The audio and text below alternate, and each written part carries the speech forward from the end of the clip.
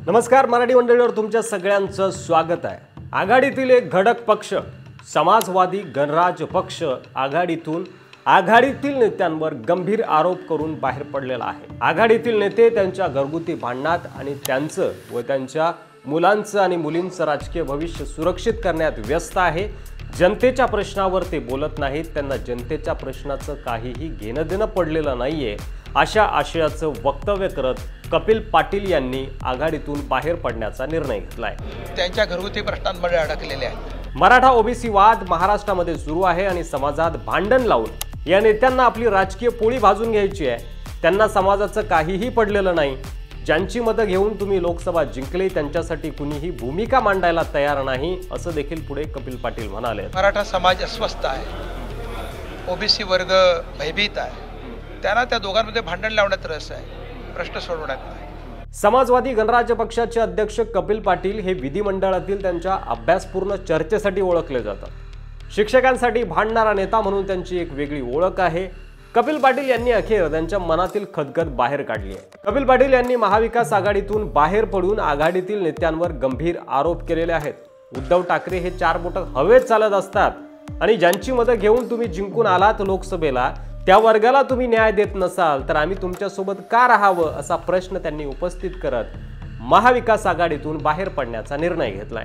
ज्या वंचित अल्पसंख्य वर्गाची तुम्ही मतं घेतली त्या वर्गाला हिस्साही देण्याची भाषा तुम्ही करत नसाल तर आम्ही तुमच्यासोबत का राहायचं। जे लोक समाजासाठी लढत आहेत त्यांच्यासोबत आम्ही एकत्र येऊन तिसरी आघाडी तयार करत आहोत असं देखील कपिल पाटील म्हणाले। त्यांनी मनोज जरांगे पाटील, बच्चू कडू, राजू शेट्टी यांचं नाव घेणं टाळलं। मात्र जरांगे देखील राजकीय दृष्टीने सर्वे करत आहेत, चाचपणी करत आहेत। बच्चू कडू आणि राजू शेट्टी देखील याच दिशेने काम करत आहेत आणि आता कपिल पाटील। त्यामुळे हे सगळे नेते जर एकत्र आले तर महाराष्ट्रात आपल्याला तिसरी आघाडी विधानसभेला बघायला मिळू शकते। आणि जे लढतायत ही भाषा बोलून भले त्यांच्या विचारधारा कदाचित भिन्न असतील, मार्ग वेगळे असतील, पण त्या सगळ्यांनी एकत्र आलं पाहिजे अशी माझी प्रामाणिक भूमिका आमच्या पक्षाची समाजवादी गणराज्य पार्टीची भूमिका आहे। महाविकास आघाडीमध्ये आपण बघतोय की मुख्यमंत्री पदाचा चेहरा कोण, कोणता पक्ष किती जागा लढवणार यावर बैठका सुरू आहेत। मात्र सर्वसामान्य जनतेच्या प्रश्नावर कुणीही बोलायला तयार नाही, त्यांना यावर चर्चा करायला वेळ नाही।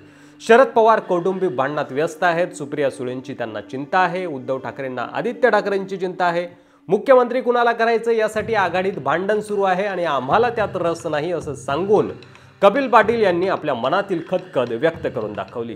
संसदीय लोकशाहीमध्ये मुख्यमंत्री पदाचा चेहरा कोण याची चर्चा नाही असू शकत। पूर्वी आघाडीचे नेते दिवसातून 4 वेळा फोन करायचे, मात्र आता काहीही बोलत नाही कारण त्यांची गरज संपली आहे। लोकसभेला आघाडीने वंचित बहुजन, मराठा आरक्षण, कामगार, कष्टकरी, मराठी माणूस या सगळ्यांची मतं घेतली, पण त्यांच्या प्रश्नांवर अजून कोणतीही भूमिका मांडलेली नाहीये। मराठा आणि ओबीसी समाजामध्ये गावोगावात भांडण लावायचं काम महाविकास आघाडीनं केलंय आणि त्यांना फक्त सत्ता हवी आहे असा खळबळजनक आरोप कपिल पाटील यांनी केलेला आहे। विधान परिषद निवडणुकांच्या वेळी देखील शेकापच्या जयंत पाटलांना महाविकास आघाडीने उमेदवारी तर दिली, पण उद्धव ठाकरेंनी मिलिंद नार्वेकर यांना निवडून आणण्यासाठी त्यांचा पराभव घडवून आणला।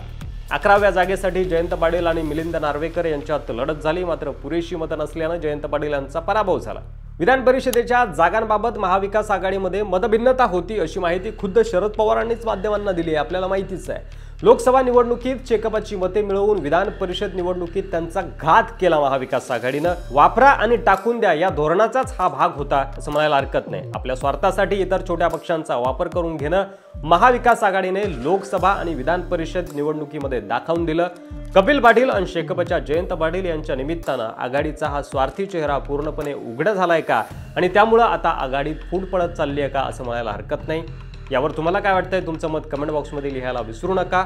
आणि विधानसभेला आपल्याला तिसरी आघाडी जर बघायला मिळाली, अर्थात कपिल पाटील, जरांगे पाटील, बच्चू कडू आणि राजू शेट्टी या सगळ्यांनी मिळून जर तिसरी आघाडी निर्माण केली आणि विधानसभेला ते मैदानात उतरले तर त्यांना यश मिळेल का यावर देखील तुमचं मत कमेंट बॉक्समध्ये लिहायला विसरू नका। व्हिडिओ आवडला असेल तर जास्तीत जास्त शेअर करा। मराठी मंडळीवर नवीन असाल तर सबस्क्राईब करा। पुन्हा भेटू पुढच्या व्हिडिओमध्ये, तोपर्यंत रजा घेतो। धन्यवाद। जय महाराष्ट्र।